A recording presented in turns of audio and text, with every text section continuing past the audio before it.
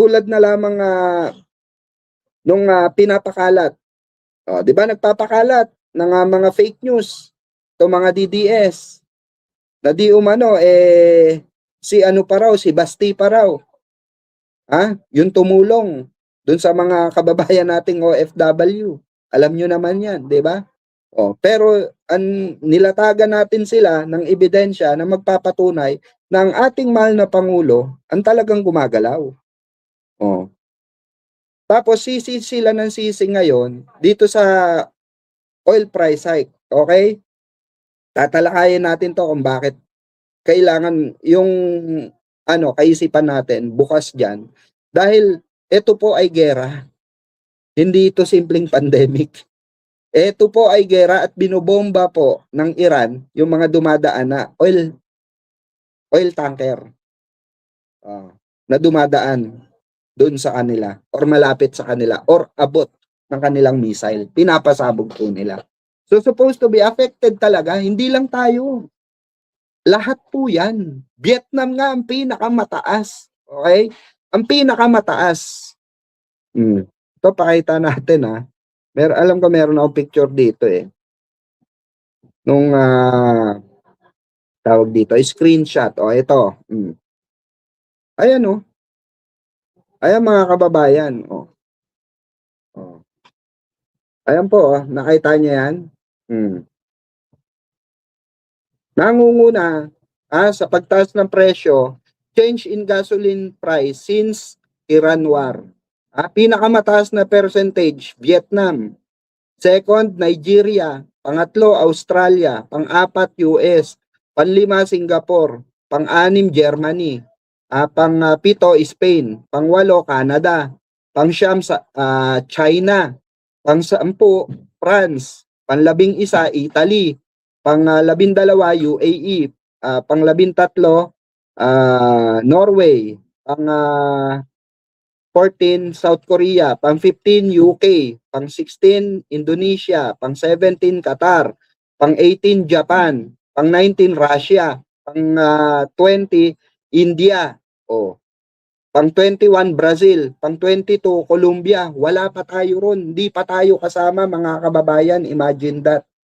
Tapos itong mga hukluban na mga hindi naman lahat ng driver. Itong mga tampalasang kutong lupa na walang magawa sa buhay, 'di ba? Kung hindi minura lamang ni Digong nung panahon.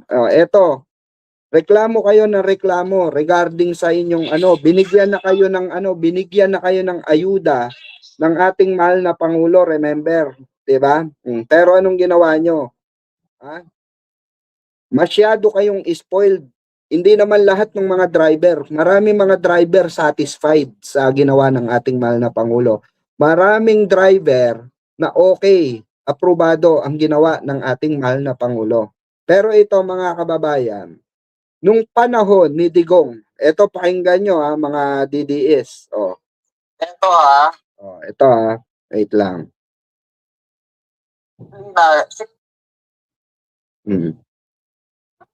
Ito na yun. Ito. January 1, pag hindi nyo na modernize yan, umalis tayo. Mahirap tayo. Pag-tiis kayo sa hirap at gutom, wala pakialam.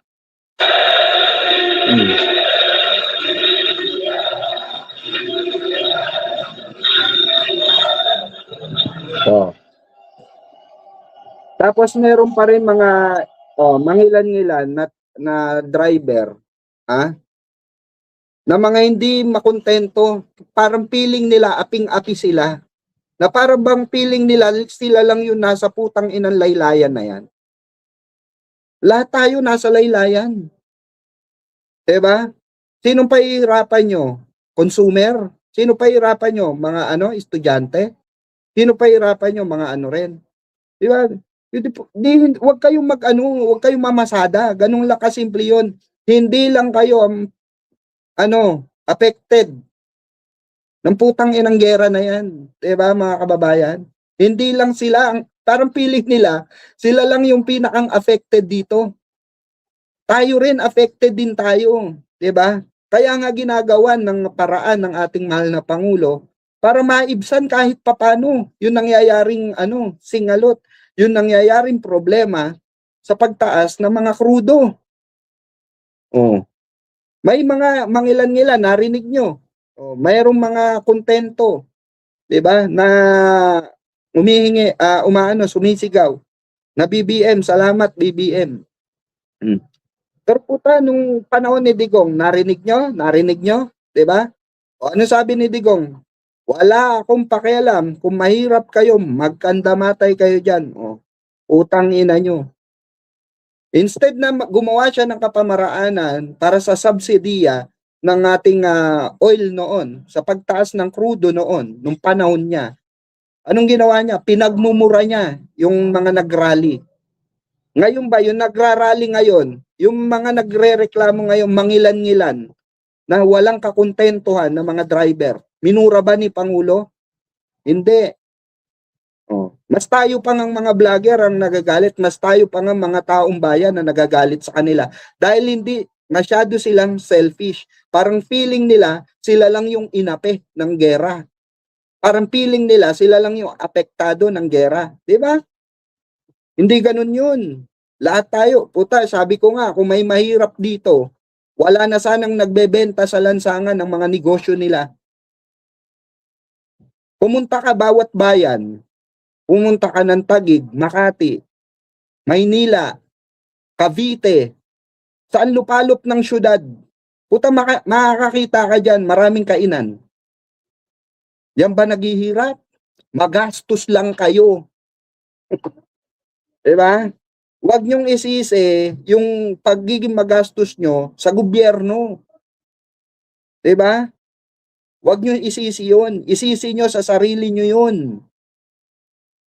Ang totoong mahirap yung kumakain ng pagpag. Pero kayo, kung meron kayong bahay, meron kayong tahanan, meron kayong pagkain, meron kayong kumakain kayo 2 hanggang 3 beses isang araw, kahit isang beses na lang, hindi kayo mahirap.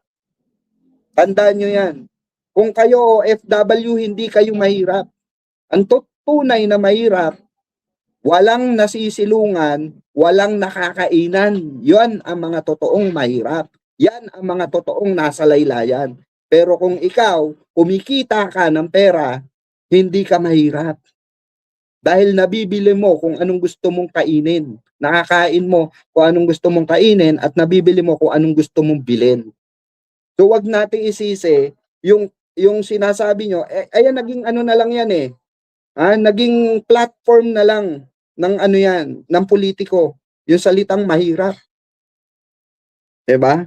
Pero puta, makita nyo dyan, ang dami nagsusumikap, nagninegosyo, nagkwek-kwek, nagpipishball.